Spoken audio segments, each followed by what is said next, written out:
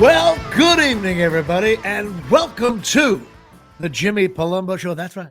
Show number 156, otherwise known as show number one, Jim Clack, who wore number 56 before the greatest player in any sport of all time, Mr. 156, Lawrence Taylor. I had to look that up. I was like, who wore 56 before LT? Jim Clack did one year. He was a pretty good center back in the day. Your dad will remember him. And of course, behind the glass, I'm coming from downtown Mawad. Of course, coming from downtown Mattawan, Mr. Wrestling Chop Sports Media, the internet world of down the shore, tiki bar. Keep going. Keep going. Keep going. Drowning in debt himself, Mr. Dave Sergio. Ain't that that's the most accurate statement you could possibly say right now.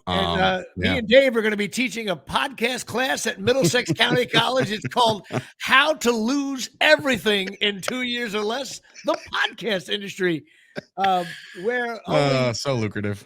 And of course, I'm still betting that only 8 people watch the Joe Rogan show. I'm sticking by that bet politically. Mm-hmm. But no, Dave, how are we doing today? I'm good, man. Good. Been busy week. So your little sabbatical came at a good time because there was a lot going on over here. So I know we're recording a couple days late, but it gave you a nice little week to gather your thoughts and all that good shit. Yes, indeed. And we're going to be covering that as part of our kind of our booking session. I'll squeeze it in there. It was. I'm doing okay. A lot of moving parts going on here at Shea. Well, I guess it's baseball card time, sponsored by Absolute Eyewear, which is also in the news, and we're going to get to that later. Absolute Eyewear sponsoring the fine. Go check them out down by the train station in Woodbridge, New Jersey. Got to talk to Janine Jaybird and Craig, and go get your glasses. They're good. They're cool. That's the place you want to be. Well, I got a 1997 card of a guy. You clearly know who this is, and you know him in two ways. You know him as a player, and you know him as a manager. You know him very well as a player, and you know him very well as a manager. That should just give it away. Who would you know real well, especially with that dopey hat you got on now? Oh, Aaron Boone? No. Before Aaron Boone. Joe Girardi. Here you go. Joe Girardi getting involved here. Nice. A couple of things about Joe Girardi. You know what's funny? This was great about baseball cards. And the kids today, you score online, baseball reference. With a baseball card, you forget. Like, you glance down, you just forget stuff. Maybe it's age. I don't know. First of all, I did not realize, how many years do you think Joe Girardi played? Well, he played a lot with the Cubs first, and then he went over to the Yankees. I think he went back to the Rockies, maybe. So probably like 15 years, maybe. There you go. And Sergio with a quick 3 opening up this one here in the Big East tournament. Yes, 15 years. How many years did he manage? Got to be quick, though. I don't give time. All right. Well, probably Joe Torre got rid of himself around 2000, and then 2009 they won the World Series with Girardi. So 2000, probably another 12. Just short of the mark. In and out. Rebound himself with a layup. 14 years. Oh, wow. That's too long with just one World Series ring. But so, Joe Girardi, listen, first of all, I don't know why I'm doing trivia with you. It's just fun to me because these are the things that, by the way, everything I didn't know anything you answered already. So right. While I was doing my research, what do you think his lifetime batting average was? I think this is way higher than I thought. Girardi was actually a very consistent hitter. If I had to guess and put a number on it, maybe like 280. No, 267. I was giving him way too much credit. Yeah. 1,100 hits, though, 36 home runs, no power. He played with the Cubs, Colorado, Yankees, Cubs, and a year in St. Louis. And there's always that last year. Guys who play 15 years, there's always that last year with a team that you just, if you interviewed him, it's like, well, the fans were nice there. It's like Shaq playing with the Celtics or something like that. What? Ewing with who did he play with? The Supersonics, I believe. Yeah. Ugly jersey. And the Magic, I believe. Yes. He was all over the place at the end. Now, I will give you a little bit of credit because with his 4 years with the Yankees, he did bat 272. Yeah. I did not realize that. And the reason why I left is because I had a young Jorge Posada coming in behind him. They just didn't realize that Posada couldn't catch. Now, here's some cool stuff about him. He caught Cone and Gooden's no-nos. That's pretty cool. A matter of fact, he's now in not too many catchers did too. A bunch did. I think the record is 4, maybe. Well, Girardi caught a perfect game. The perfect game and 2. Yeah, Gooden was a no-hitter, but the perfect game was. Yeah. That's what I meant to say. And a lot of guys, though, even with no-hitters, I think the record is 4, maybe. I have to check that on another show. Is that Nolan Ryan? Had to be, right? Some catcher. You would think, right? But postseason, he batted 184. I do kind of remember that, but he did do well against Texas in the ALDS. He won 3 rings. Now, as a manager, 14 years, he was 11-20 and 935. 2009, he won 103 games. And then he did manage the Marlins, Yanks, and the Phillies. He also, Joe Girardi, I didn't realize he got a degree from Northwestern, very hard school to get into, in engineering. And then he did a lot of work for Yes and Fox. I was looking up 2017, his last year, down 0-2 against the Astros. You win 3 at the stadium, go up 3 games to 2, and then you lose 4-3. And then the next year, the Yankees got beat by the cheating, 2 years later, whatever it was. They got beat by the cheating Astros with Altuve hitting a home run when pretty much, when he knew what pitch was coming? Yeah, the umpire, the catcher, Chapman, everyone told him. Everybody's in on it. Even Chapman, when that home run went up, Chapman gave out this smirk, and it was almost like a nervous tick. But I was just like, did he know? Did he tip his pitch? Oh my God. I thought that was the series. Again, when you're sitting on the couch, you're like, God, it seems like they know what pitch is coming, as being a jerk-off fan. Anyway, but the thing is, Joe Girardi really is, to me, I loved him as a player. I liked him as a manager. I did too. He's definitely one of the good guys of baseball. No real scandal. And I remember people, especially the press, they started to get pissed. You got to remember, he won it in 2009. They started to get pissy with him because he would be pissy after games. But you know what?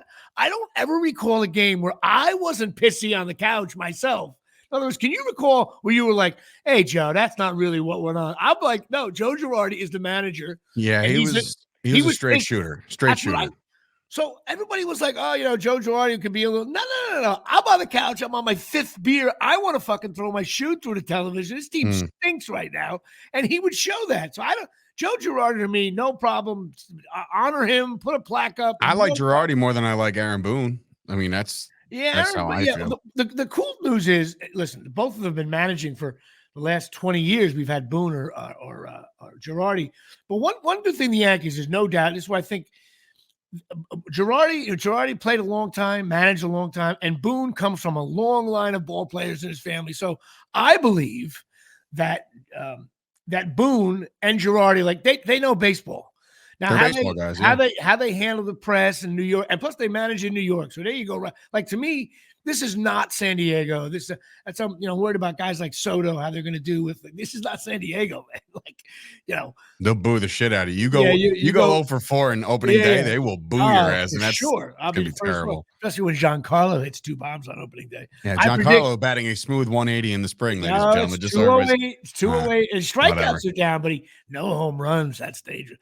I predict Aaron Boone against the Astros will hit 2 home runs on opening day. Well, Aaron Boone doesn't play anymore, but I'm going to assume you meant John Aaron Boone. Giancarlo. All right, typo. A moutho. That was a moutho. Can I get involved? You know what? Some of the technology here at Chop Sports Media is just phenomenal, and all the YouTube views I'm getting for that fine network over there, paying 8 cents a month. What? I can feel. It's from Tommy Boy. He's like, I can feel your sarcasm, and he's like, yeah, well, I'm laying it on a little thick. That's how I feel right now. All right. Well, Joe Girardi, I think he was a good guy. I didn't mind him at all. They didn't win enough, but they also got beat. I thought they didn't have pitching, and their hitting fell asleep at half. He was a part. Listen, he was a part of a lot of great Yankee teams that just couldn't finish. So, but he also won a decent amount as a player and a manager. And at the end of the day, 50 years from now, when someone looks back, they go, oh, shit, this guy did very well. So that's my guy, Joe Girardi. Did you get a player? Or I do have a player, and we're staying in New York. We're staying in New York of one of the most infamous plays in New York baseball history. And I'm not talking about the Yankees, ladies and gentlemen.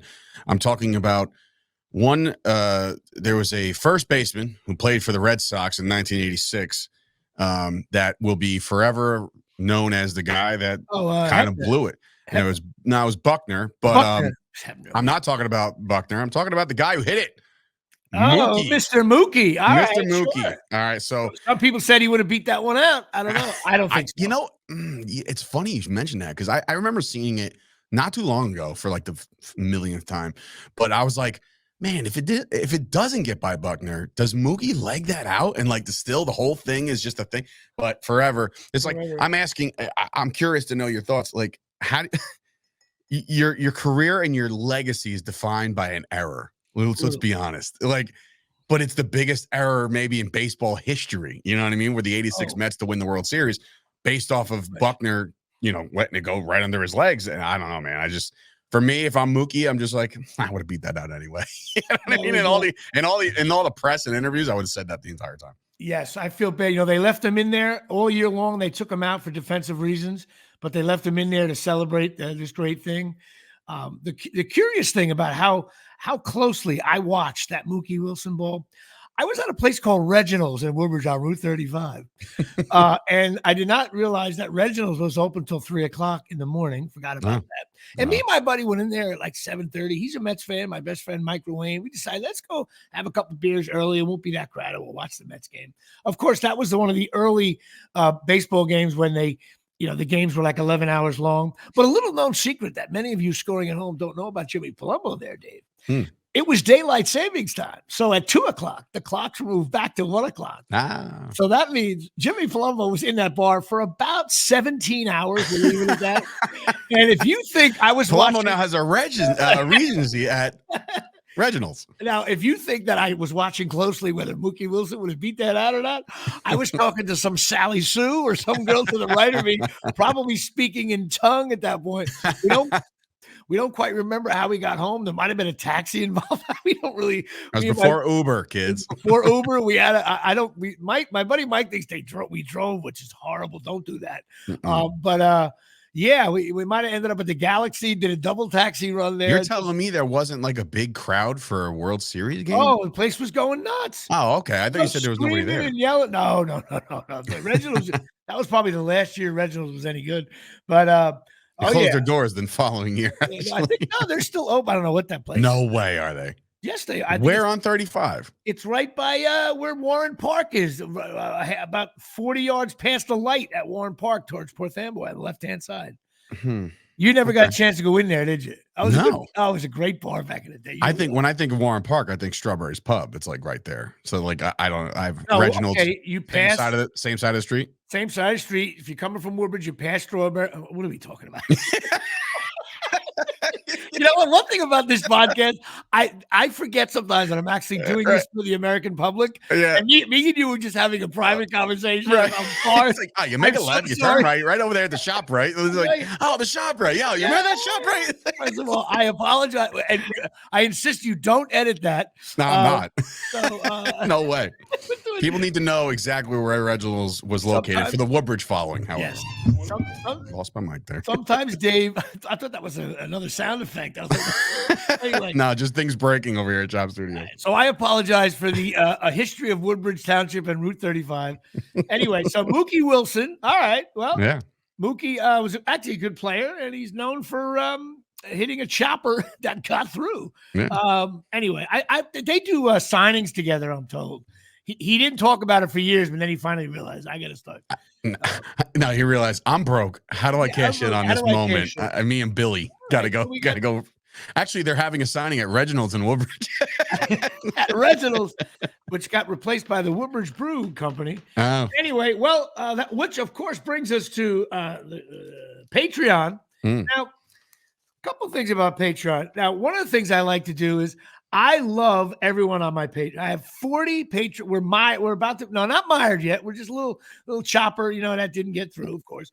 We're at 40. We're holding steady at 40, which is great. There was a time where we only had 20. But I am, I tend to bash some of our Patreon members. I think it's important to do that because I don't. Of course. Why should I praise anybody on my? They feel important regardless. And this guy watches the show now. I'm going to bash him because His name is Kevin Marzola or Mazzala, however you say it, wrong or right. I was at the airport and I gave him a few bucks to take me back and forth to the airport. He lives right here and he drives a lot in his world. And I gave him the cash up front. I was all expected to have him pick me up last night around 8:35 in Newark Airport.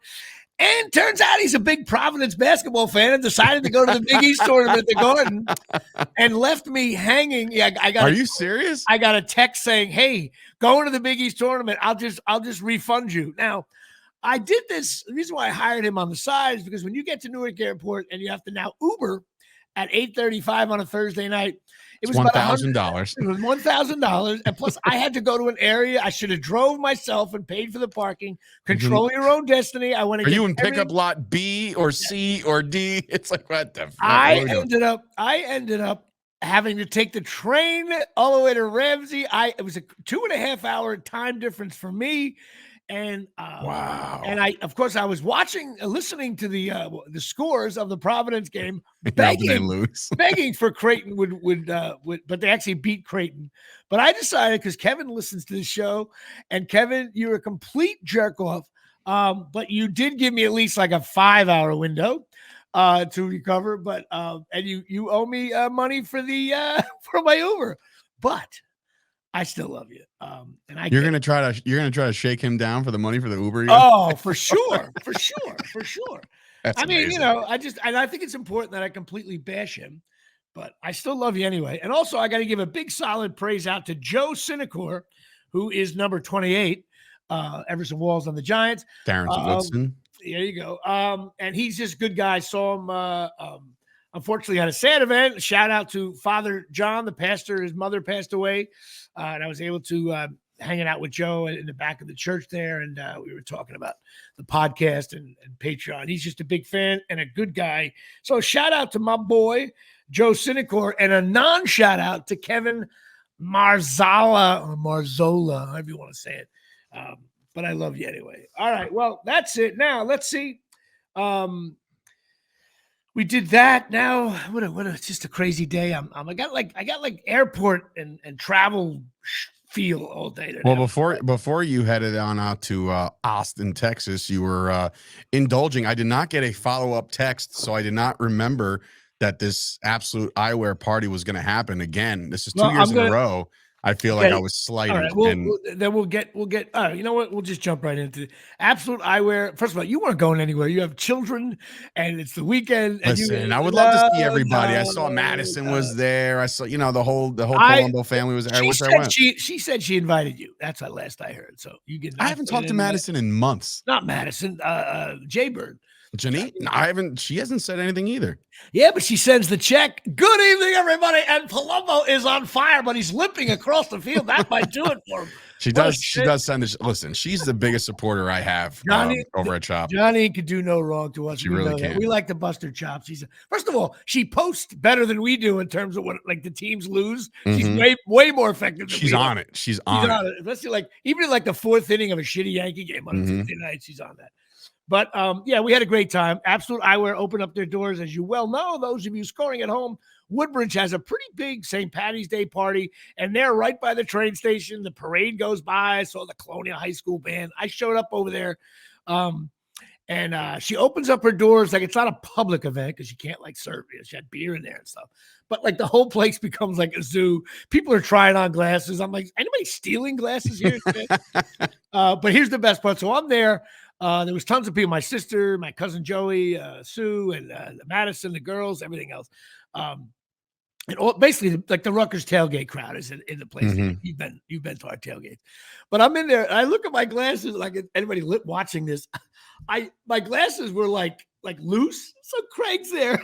I'm like, Craig, you got to fix these, right? He snatches them out, all pissed off. He goes to the back, and there he is. He's in the back room working. While everybody's drinking and having a good time, he's working. Yeah, Janine and my sister are like, are you making him fix your glasses? I'm like, damn right I am. I'm off until I get here. He's like, so it was all tongue in cheek. He laughed, and we were back in the back room. We were laughing over some stuff. But I made Craig during the St. Patty's Day parade. Help my glasses out, which is cool. So couldn't miss Jimmy. There was a big group picture, and Jimmy's there in the brig bright orange shirt. Yes. Underneath his leather jacket. Yes. Of course, Andrew Edelman, you know Andy Edelman, right? He was there? Yeah, he was there. No shit. I haven't seen him either. He's getting ready for Oh, he looks he's getting I ready need his I need his regimen. He's like that You know what I'm Mr. saying? America thing where the muscles show that you didn't know you had. And It's called bodybuilding, Jimmy. yeah, that please. I call it those shows that you see muscles that you shouldn't have. Why is there so many videos? He's in the middle of training, and but somebody was bringing weights like what do you call it? Dumbbells. Someone was taking them off somebody, so they were inside, and I was leaving, and it was like 100-pound, 200-pound barbell. So I picked them up with like 7 hands and walked them over the window, and I was acting like I'm lifting it up, like you want me. So I started doing like a shuffle, like I was Sugar Ray. So on his post, if you go to Andrew Edelman's post, he says, "I'm ready for you, Palumbo." And I did see that. And I was wondering what the context was. That's really funny. He's lifting a massive amount. I was like, it's like, you don't want me, bro. I'll get a big ring, 12 round. Use my leg work. Yeah. He would literally break me. I think he could break me in half, literally, like literally. Unless he's like fucking Lou Ferrigno, dude. Oh my! And he's not young. He's got to be 56, 57. He's a silver fox now, man. Listen, maybe he's got a glass jaw. I catch a quick uppercut, and Edelman is struggling here. But he's rocked. He's cut. He's cut. Of course, after it will be like, Palumbo hit the uppercut early, but since then, it has been all Andrew Edelman as Judge Ramirez, 119, 111. Can we teach this guy how to pose, by the way? I see a lot of his pictures. He's always just like the widest stance you've ever seen in your life. Like just like a wide, like presence. I don't know. He wins the over 50 competition, and his wife is beautiful. His kids are the whole thing. He's a good guy. But it was good to see him. Love Andy. He's a good guy. Chasing Absolute Eyewear. I mean, had a great party, and it's every year, and it's part of the Woodbridge. The mayor shows up, and it's a shock. It's like anyway, there's a free drink. The mayor's gonna. I love our fine mayor. He's good friends with my dad. This is our shit. You haven't been a Woodbridge resident. Yeah, well, my mother was, and first of all, my mail went to Woodbridge a lot longer than you think, my friend. Okay, my mail still goes to Woodbridge. Yeah, I know. Please. All right, so that's that. Which brings us to chasingmiracles.com. That's right. Stem cell patches. I'm wearing them right now.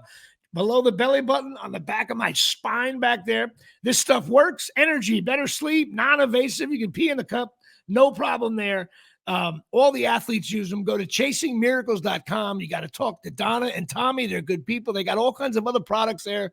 This stuff works. It's cool. My mother is avoiding knee surgery, which is a fact. And so are a couple of her old biddies that have knee issues. They have some pain patches that work. The whole thing's old biddies. I just say that. That's what I'm giggling at. You know what? My mother's Patreon didn't go through for 6 months. She's got to take I'm going to abuse my Patreon member show. Yeah. Well, but everybody knows. So go to chasingmiracles.com. Now, I went to another wake on Wednesday, and that's called Rutgers basketball. It was a fine ceremony at the Indianapolis. Maryland was there, and they were the funeral. They paid their respects, and they paid their respects by closing the casket and saying goodbye. You're no NIT, no NCAA. I predicted this all year. Didn't like the way they played. We are now, though. Okay, in 3 days, people rise in the Catholic faith, but in how many months? What do we do? In 8 months. We will rise again with Dylan Harper and Ace Bailey, who are ranked right now 2 and 3 in the country. I told you last week. After watching this season, they might change their mind. No, they're already locked in. And I'm telling you, you're going to be like, ooh, this is like we have those guys that the other teams used to have. I look forward to that. I still think they could struggle because basketball, 18 years old, you got to travel the whole 9 yards. But even though these kids have been traveling, playing these AAU tournaments since they're like 8. But yeah, Rutgers just didn't have it this year. I still love the coach. We got a bunch of recruiting class coming in, so God bless. Yankees. Although, by the way, if you're listening to this show, we do talk about sports at the top, which we do sometimes with the baseball cards. But it's not It's not a full sports show. People are like, all you do is talk sports. Not really true. We do it at the top. But Yankees, I'll be brief. Cole out 2 months. That's bad for us. And now you don't want to pony up and get anybody else. So expect for the Yankees April and May to be very, very frugal. Right. It's going to be bad. And, Judge with the little injury here, the abdomen, that's a bad thing. You got Giancarlo Stanton, hasn't hit a home run yet. He's 5 for 24. Soto can carry a team. I think he's that good. But, what I hate about spring training the most, and I don't know if it'll happen. Too long? No, the lineups, in other words, it's the same thing with all. You have to see players, but like the Yankees I think they look shitty in spring training, but it's not fair because you look at the lineups every day and you're like, all right, that's not really. And baseball, once the baseball season starts, like football's different. You got 10 different guys in the secondary. The guys switch in and out. The backups play an awful lot in the NFL. But in baseball, you got your 9. That's it. Yeah, so that's why I don't really go too crazy about like their record or anything like that. I don't really care about that shit. And also, guys are on pitch counts. True. Yeah. But I think I don't know about the Yankees this year. I think their pitching is going to be shitty, and I think if Judge, Stanton, and Soto all stay healthy, and even LeMayo, those 4 guys, if those 4 guys stay healthy, I think. Even though Stanton's the worst of the 4, although I think he's the best player in the league, as a pitcher, you got to watch. I mean, you can't be sloppy with Judge. You can't be. Nobody. It starts at the top. I think it's going to go. I think it's literally going to go DJ, somebody, Judge, Soto, Giancarlo. So it's Giancarlo's going to bat 6th. I think he's going to be back. I know Judge wants to bat 3rd, so it's like, yes. We'll see if that actually happens. LeMayu, Soto, Judge. I don't think Soto's too good to be in the 2-hole. So whoever they got, maybe I don't know. Verdugo, maybe, I don't know. Somebody that's gonna play every day. We'll see the Yankees there. Rizzo, I don't know.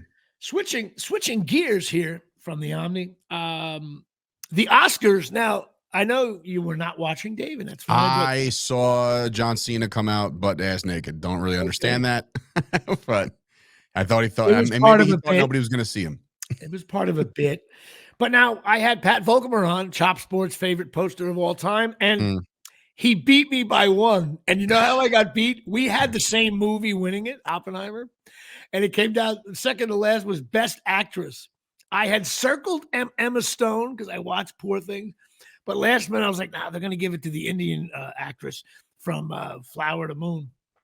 And I got beat. Emma Stone. Pat beat me 15 to. He was 15 and 13. And listen.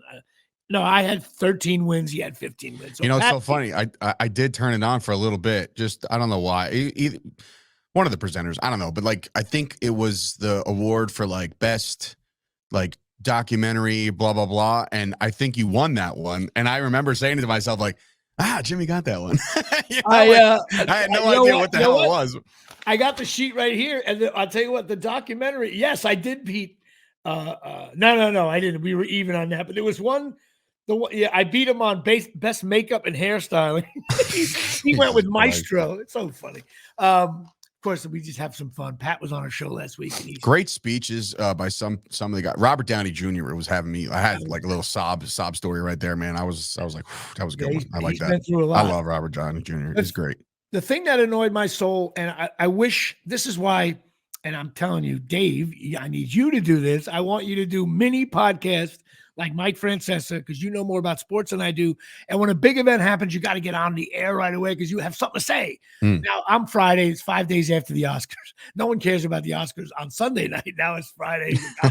Right. But the in memoriam part, okay, now it already made news. People hated it. I was watching it, and I was like, the camera angle was too far back from the clip, and you couldn't see the names. You couldn't see who was, these guys have light, and there were some big hitters in there.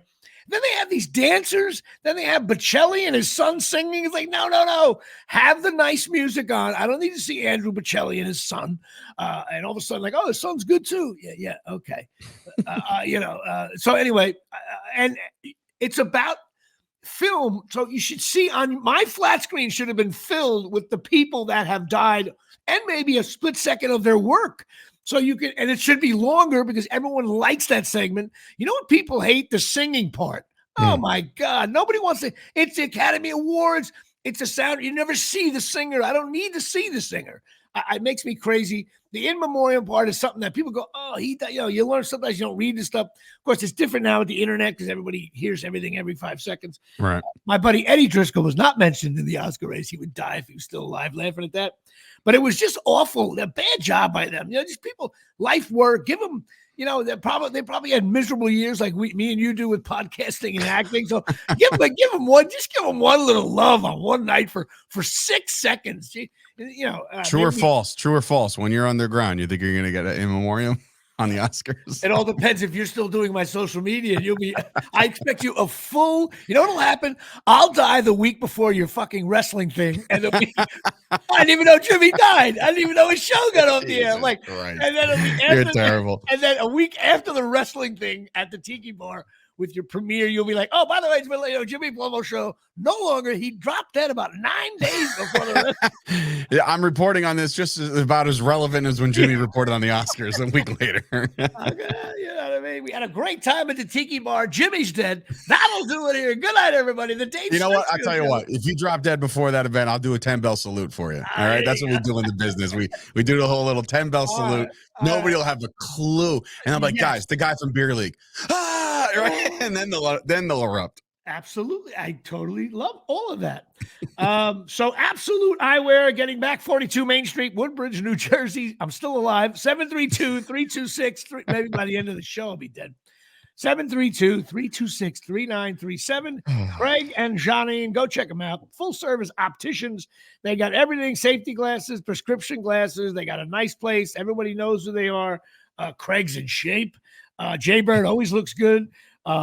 And Charles Oakley hangs out there. Well, he just drops his glasses off, and his kids. We laughed about that at the party. How you laugh at any Oakley joke? It's so stupid. It's so dumb. At this point, I'm just like, it's coming. Don't laugh. I know. Anyway. No matter what, it's so stupid. It's more than stupid. But go check them out. You know what? I'm gonna make a petition. I'm gonna make a suggestion for Janine, who usually listens to the show like 3 days later and catches up, and she sends me a text. I want one of those cardboard cutouts of Charles Oakley, life size, and put it in the store, and anybody will walk in there and be like, what? Like they won't get it. But if me and you walk in the store like, hey, Charles Oakley. You know what? I'm totally gonna go online on eBay. There's got to be one available. Like the one, like you've seen the Michael Jordan one that like Macaulay Culkin uses in like Home Alone, where he's just like moving around. This is what we got. We got to get Charles Oakley life size. We'll put it, and then we'll do like a video thing of it. Charles Oakley's involved. First of all, put glasses on. If that's available on the internet, the Charles Oakley cutout, it cannot be. It's either going to be $8,000 because the guy's like, "Oh, dude, we gotta go get his picture now. No one buys this," or it's going to be like somebody on eBay's like, "Yeah, I got like 10,000 Charles Oakley cutouts. It didn't work out for us sitting in some warehouse." But yes, Woodbridge, New Jersey, Absolute Eyewear, 42 Main Street. Go check them out. So Austin, let's talk about Austin, Texas here, Shay. Yeah, I was quickly Googling. I Googled Charles Oakley life size cutout. Doesn't exist right now, but we can try to get it to exist one day. I will somehow make that work. It's like a fat head, I did meet him once. He did the Artie Lang show with me, and I was fascinated by what he had to say. How the hell did your boy Ryan Mayer get on the Artie Lang show? He posted a clip about that the other day. Yeah, I don't know how he got on. Well, he does comedy. He's common runs. Ryan's the one who got me this gig this weekend, which we're going to talk about in a minute. I don't know. I don't know how he got. I just saw he shared a clip out. I was like, how the hell? I saw that. I know he knew, and he told the story. And you know what? I'm going to text him. And by next week's show, next Tuesday, it was only 4 or 5 days away. I will have and it's Ryan Marr here at Shay, and he's a very funny comedian. No big deal. All right, so I had an audition. Now, Gabe Kaplan is Welcome Back Kotter. So anybody under 40 or 50 is not going to know. I'm talking about a huge sitcom. It would be the equivalent of David Schwimmer, Jennifer Aniston. That's how big Welcome Back Kotter was. It was an iconic show when I was on the air for 5 years. It starred a young John Travolta and Robert Hedges, and he was a Horseshack. I forget the actor's name. Actually, 3 or 4 of them are dead now. And Gabe Kaplan, actually, this is of interest in your world a little bit. He got heavily involved in the gambling, World Series of Poker, all that whole world. Mhm. When it wasn't on ESPN, you know what I mean? As a matter of fact, I think he has over $10 million worth of winnings. Like he used to win on, he still does. Like, I don't know. He's just very involved in the gambling, sports, and all that different stuff. He lives in Dallas and LA, but he has this script about his life called Lucky Feinberg, about him and his dad and his life in the Catskills, and how he was a gambler from very early on. He was definitely one of those kids like at 9 years old with baseball cards, like odds and different things, and betting on bowling. People that bowled in the neighborhood. I mean, that Put kind all of his thing. money on Pete Weber. Yeah, okay, I got it. No, not even that. Like Joe the blacksmith. Joe the I think there was blacksmith. A blacksmith in Brooklyn. Imagine that. That's gonna be my 8th book. Joe the anyway. So this guy made me audition for like 4 parts. I had to bring my buddy Dave in with the camera. I'm like, this is a staged reading. But they flew us out. I ended up booking it. Did you? Yeah. Flew Good us out shit. to Austin, Texas. And they put us up in a hotel. I didn't have to pay for the flight or anything.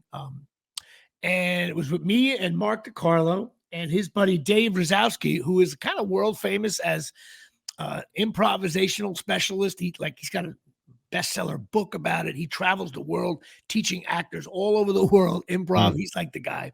We had a lot. The ball breaking was at a very high level. Of course, in order to stay an extra night, I had to. Mark said, "Why don't we get Gabe to pay for, instead of you stay with me one night, he saves a hotel room, and then we'll stay on the last night. We could stay an extra night." I tried to get some stand-up gigs and stuff. Of course, he slept in the king-size bed. And where was the aging LeBron Palumbo? I was on the cot on the side of the bed for 2 nights. Wait, on the side of the bed? On the side of the bed. I was like, Mark, you know what? I have more bookings than you. And although my buddy Mark was the voice of the dad on Jimmy Neutron, I was Still cashing in on that. Yeah, yes, I'm sure he is. I was on the cot, and the cot made like spine tingling noises that like I felt like I was sleeping on someone else's aging spine. But we had a good Only time. they had Chasing Miracles patches. Yeah, That'd be fun. I know what. Matter of fact, I didn't have them with me. I only had 2, so I was missing 2 days. That cost me my back dearly. But we went around to some of the barbecue places, and it wasn't bad because Gabe Kaplan paid for some of the Ubers, but he didn't pay for all of them, so it wasn't bad. So on this trip, I lost him $100 just on Ubers alone because the Ubers were like, oh, it's at nighttime. It's Austin, because you know what event was there this week, Dave? I don't know if you're familiar. Wait, Austin, Texas this year. Big event. Oh, it had to be the carnival or the South by Southwest festival, which is film, music. You never heard of cool. that? No. Film, music, art. It's a great week to be there then. I mean, I'm sure it's expensive, but it's a great weekend to be there. For me, it's a horrible week to be there. I want to be there when it's just, we're the regular people from Austin, Texas, just hanging out. Right. But I'm a big fan of Austin. I was there once in November. I loved it. You didn't find me another Steve Roman? He quit. I know. So what's going on? So wait, well, we might as well talk about it for a second. So Steve Roman, my protege, he just decided how many episodes did he finally do? I think he did like 6 total. Just doesn't want to do it anymore? No, it's not that. Life gets in the way, just as sometimes we got to move this podcast a couple days. He's got, his daughters are supreme athletes, and they need some extra stuff, and they just need some, extra practices, this, that, and the third. He's just not available, and that's fine. You know what I mean? Like, I'm sure he'll revisit it once, one day. It was my fault. I charged him $1,000 an episode, so he figured, you know what, this is probably a little too expensive for my blood. But no, he's a great dude. I love Steve. I think he was a very funny guy. But I'm sure we'll be back in touch real soon. Right. I will. I'll get in touch with him, my boy Steve Roman, who used to. Well, maybe we'll have him back on the show. There you go. So the crazy thing was, we get to rehearsal for this stage reading, and I'm meeting Gabe Kaplan, which to me is like, again, meeting a huge sitcom star from the 70s. The show came on when I was 10 years old, and it's right up a 10-year-old alley. It's that kind of show. We gotta see what the hell this guy looks like. Keep talking. Yeah, he's got big hair, and but my character had to speak Yiddish. What? Okay. How'd you pull that off? A couple of like punchlines / mean lines in Yiddish. And I did some research on the audition, but I know this guy. All right. In the rehearsal, I ended up spitting out the Yiddish words, and like he laughed in my face, and all of a sudden, like Palumbo was reeling against the ropes. But of course, Gabe Kaplan left himself wide open for the sidestep uppercut. I was like, well, that's what rehearsals are for. He's supposed to tell me how to pronounce it. And at 7:00 tonight, when I do it, I'll nail it. And it was like dead silence in the room and shade. Wow, Jimmy. Jimmy is full blown. Yeah. I said no F's given at this point. I said it with a smile. But no, then it got funny. And towards the end of the Yiddish stuff, he was laughing. I was laughing too. But we figured it out. The one he just got rid of. Use your own language. I said, okay. But it was awesome to do. Then all of a sudden, an audience of like 150 people got in the room. And I'm about to say something wrong. I hate when I do this. So there was people in the rehearsal. Okay. Some of them were some actors from Dallas, a couple from LA. I knew me, Mark, and Dave Rosowski were going to be fine. Like, we've been in the league, like 6 years in the league. It's an NBA game, the Pistons on Tuesday night. We know how to stand for the anthem, the bus rides. Like, we know what I mean? But all of a sudden, everybody was like, I was fumbling through my script a little bit because you read it. It's a staged reading. It's not a play. But he made the comment, hey, make sure, remember, it's a film, but you got to read it like you're in a play because there's going to be an audience. So you know, play to the back of the room, right? All right, so in my stupid world, that means talk louder. Be loud, Makes sense. Like you have a booming voice, you would have been fine. I should have had Dave Sturcho here. We read the part just fine. And so all of a sudden, 7:00 comes around. Now they're packing this place in, and you can see everyone's like, wow, I didn't think there was that many. All of a sudden, I'm like, I'm like at the shoot around. I'm like, yeah, it's where the Bulls play. It's United Center. They're here. They don't like us. And then we're the visiting team. Yeah, we're the visiting team. Unless Palumbo crossover dribble. Yes, and it counts.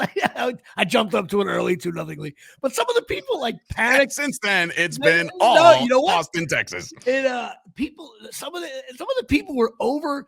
They started to overact and like, oh, so and so got a laugh, so I'll try to get a laugh. Yeah, but your line isn't a laugh line. Like, you can't get a laugh if you just say, hi, how are you in the script. You can't go like, hi, how are you? Mm-hmm. Just say, hi, how are you? You're meeting somebody.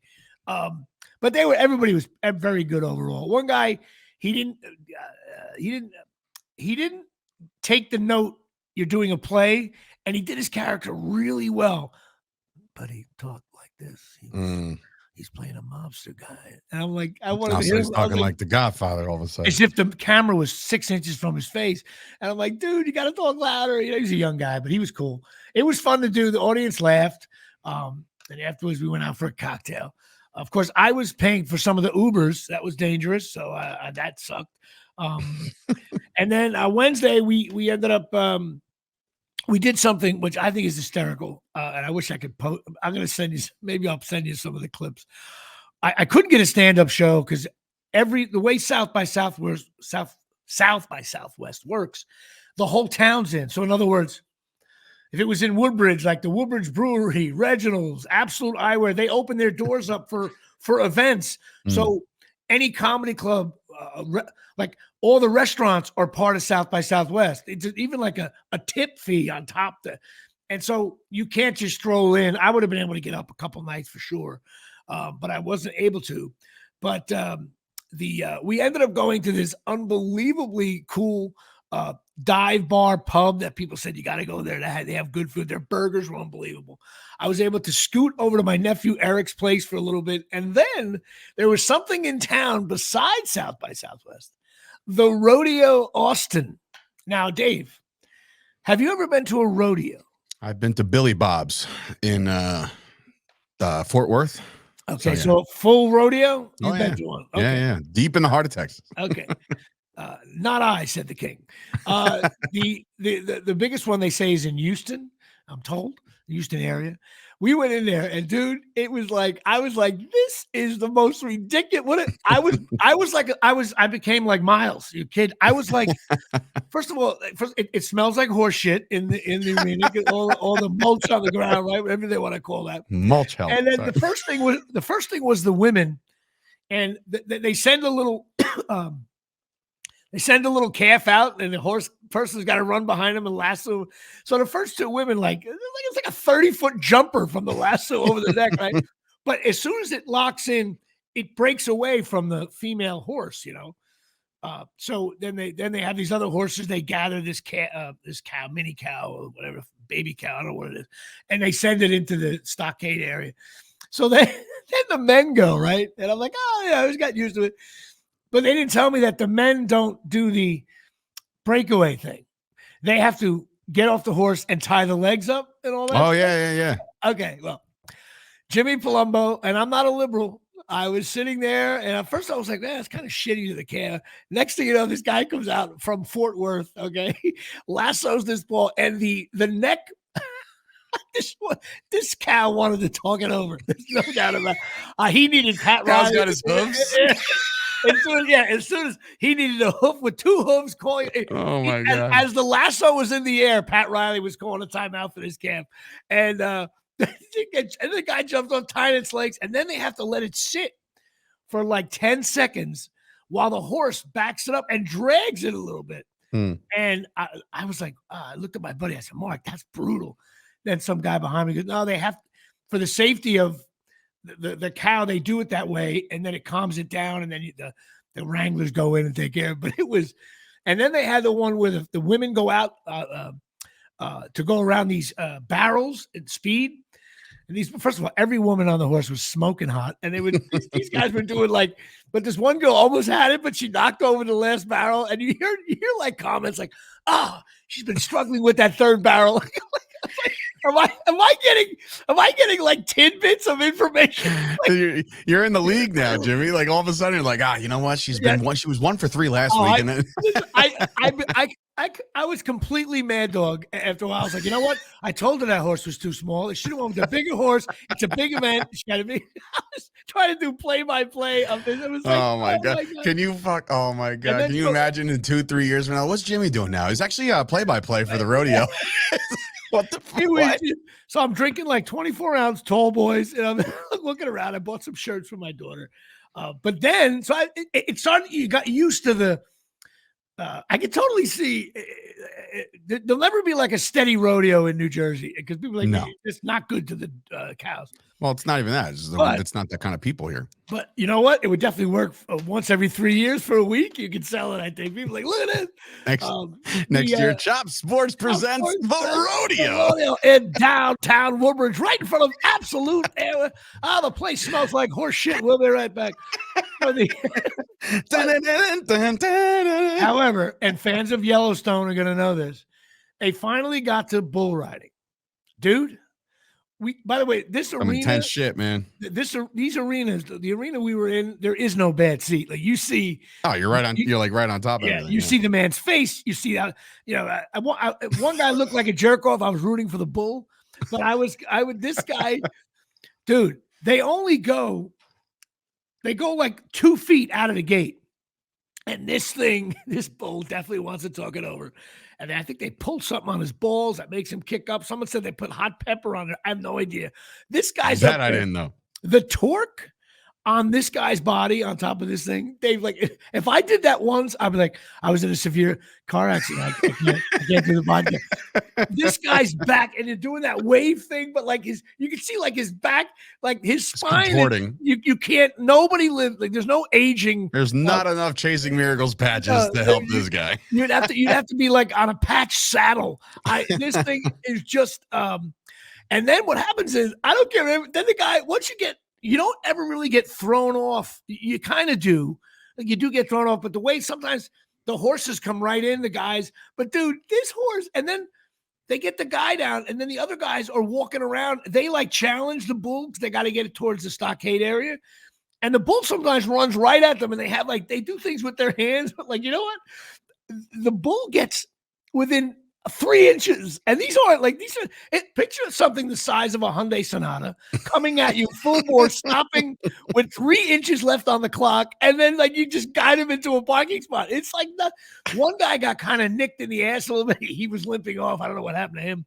I was like, then I'm like, oh my God, but you know what? I got to admit, it was cool. And then when the thing was over, they put a quick stage in the middle, and some big time country artist goes up there and starts jamming on it. It was like, this is awesome. So it was definitely worth that trip. Just for that was nuts. Of course, the next day I had to do auditions from the hotel. So you would have talked about Chop Sports. I was dealing with wires and portable mics. I had my buddy Mark had to do voiceovers. I had an on-camera audition for some movie, and I had to play a bartender. So we went to the the where the hall is in the hotel. That's in Jimmy's wheelhouse, though. That's in Jimmy's wheelhouse. And Bartender. we ended up. My buddy Mark was pulling out those portable bars that they shoved like in the corners at wedding. Manager comes in, he's like, whoa. Like, I'm shooting an audition. The guy, I told him I was auditioning for a film, thinking for some reason that was going to be a selling point. He was like, you have no authorization to be in this room. Like, I could have told him, I could have been George Clooney, and he would have been like, I'm so sorry, sir. Please go back up to your room. You're not authorized to be in this area. But my buddy Mark schmoozed him, and next thing you know, we were doing the audition. Then we had to do the voiceover audition. I couldn't download it right because I was doing it on my phone, you know what? I didn't have the right equipment. I didn't have my glove. It's like when you go to a softball game. Yeah. It's like when an outfielder in softball, after you're 40 and you have to play third base for one game, you're like, yeah, I'm all right. Then a guy hits a laser over your head, and you're like, hey, this is not what I do here. But it was certainly fun. It was a good trip. I made a few bucks. I got out of town, got to see my nephew. And my nephew wants to talk about cornholelevel.com. Transition day here on the podcast. Cornholelevel.com. That's right. Go check it out. 20% off your entire order. Dave, I know you've been struggling with your cornhole for years. These are things I don't have it in front. Oh, yes, I do. If I can reach over here. Palumbo with the reach, getting involved. There you go. Check them out. You hook it right on your cornhole and on your thing there, and it just works perfectly. They got again, 20% off JP Show, cornholelevel.com. You can't show up at a barbecue and have bad cornhole boards in your backyard. It's embarrassing. Dave, you've been there. Yeah. Can't have that. It's the first thing you judge. You don't judge the barbecue or the beer. You're like, oh, look at that. It's on a bad angle. But the cornholelevel.com will get it done for you. So we're going to wrap this show a little earlier because we were talking about public roads in Woodbridge. Okay, in 2 months from now, that's the better moments. Go ahead. Yeah, of course it is. I am running the 5K. That's happening. I've been losing a little weight, feeling a little good. I got 2 months to prepare. I already mapped out my practice 3.1 miles. I will do it under 31 minutes, and if I don't, I will. Mea culpa on the air. Some people say I'm going to die. Some people say it's going to be in 50 minutes. I'm not listening to any of those people. I will finish this goddamn 5K, and barring an injury. Now, that's what's going to happen. I know. You're like the Ben Simmons of 5Ks all of a sudden. Today his back is a little sore. Not going to happen. My podiatrist did say, hey, Jimmy, you do got a thing on the back of your heel there. It was like a spur or something? It's a bone is partially detached, and a lot of tendons in there are all intertwined. But he's like, no, you should be okay. Just stretch and, take it easy and work. Of course, last time what I do is I just jumped right in and started running like a fat fuck. So I can't. But I'm going to try to do this. And plus it's sponsoring Ramsey schools. And I'm going to have some video people. We will have plenty of Instagram posts, because I know you're posting so often now with your with the Jimmy Palumbo Show wedged in between the premiere. And I'm going to give you a plug in a second. So listen, tomorrow night I got to do a comedy show in Colts Neck, New Jersey. Okay, you ready for this? Oh, you're right here next to Mattawan. There you go, Colts Neck, New Jersey. Okay, Colts Neck is a yuppie ass area. Oh yeah, I have to do a private 60th birthday party at the Colts Neck Country Club. Do you know where it is, Dave? Do you know where it is? Okay. I'm the only comedian. Oh, no. Okay. No stage. I'll be on the dance floor by myself. And which I could probably handle. No opener, just me. Good evening, everybody, right? Except for one little minor thing. My agent, no, I got this on my own. No cursing.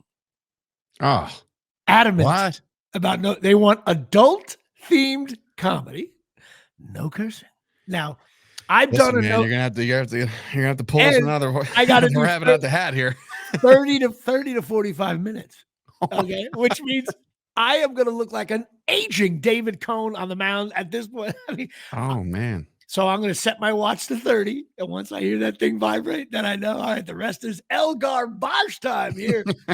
The only good news is I got to, first thing I got to find out is how I'm getting paid, because I hope to get it Venmo'd, because I want to, good night, everybody.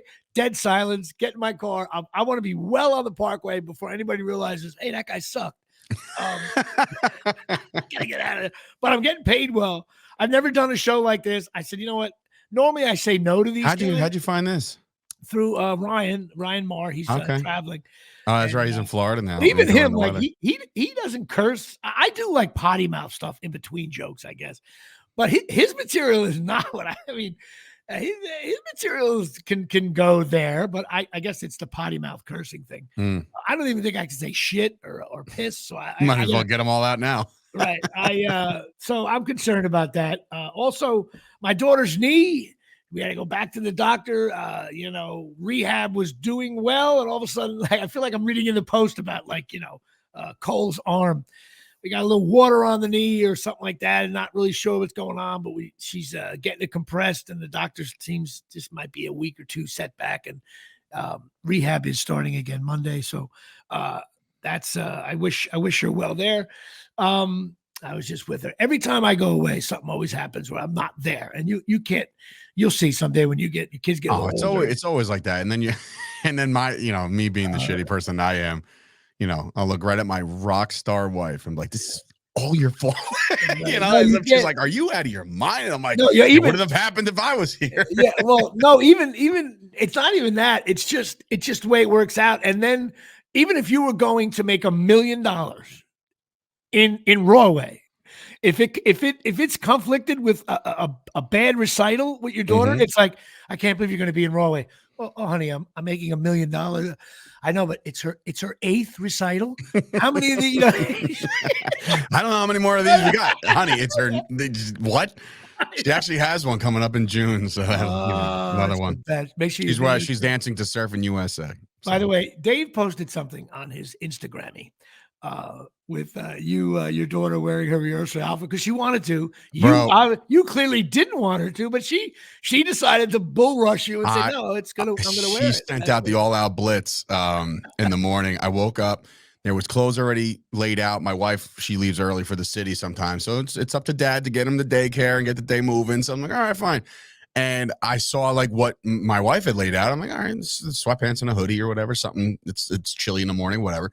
So I'm like, hey, Stelly, you're gonna wear this today? She's like, well, Mommy said I can wear my recital dress. So I was like, no, she didn't. Like, that's ridiculous. I was like, it's so hot out. You're gonna go outside. It was just, what? And you just felt it coming. I was like, wear whatever you want. She got herself dressed. She comes downstairs, and I'm just like, good luck. Like Godspeed with all these freaking bully kids out there. But she was the talk of the town, so whatever. And then she tears the dress at the daycare, and that's when the rock star wife wants to talk it over with Sergio. It looks like they're arguing. We're not sure what's going on. Yeah. And you know what the place will say? No problem. And then you get a bill in the mail for the second dress for $70 here in Shea. That's great. But my daughter looked at the clip. We giggled over. And we love the clip that you did. We're talking about Instagram clips now. So stupid, but it's funny. Of her dancing around and the Miles just blitzes. What an absolute bowling ball that kid is. Like, she's all graceful, like, Daddy, look. And then Miles just like the Miles, to describe it, your daughter's dancing, doing a little cute thing, and there's a doorway, and there's like some kind of blocks or something, soft stuff, pillows or whatever. And then all of a sudden, through the door, Miles just dives in. He looked like LT, just trying to somehow maybe grab the quarterback's leg, and he falls short. Very funny. Here, hold on. Here it is. There it is. Oh, look at this for the audio. Whoa! I love it. Comes running in. I've been watching Curb Your Enthusiasm. It's hysterical. Last Sunday I was crying. And also don't forget about Masters of the Air. You got to watch that show on Apple Plus. All right. Well, we're 59 minutes. I think that's all we got. Don't forget to go to, we may go to the NCAA tournament one day. I'm going to try to get your ass down there. Pine Tar Bar and Grill, 121 South Main Street, and Forked River, New Jersey. Fuck it, River. Well, it's that one. Let me tell you something about that Forked River. 609, that's an old joke. 609-489-4286. Go check it out. It's the best sports bar in America. And also, if you're struggling with some mental issues, Lisa Ruane, 201-725-1251. She's great. And you know what? I think that's about it. I'm back in town. I got a stand-up show, non-cursing. I will be broadcasting. Can't wait to hear about that next week, Jimmy. That's going to be And great. I believe next week really looks like we're going to have Paul Borghese back on. Cool. He's jonesing for some more stories. Yes. And I think that's it. Have a good weekend, and I'll see you guys if I don't drop dead. All right.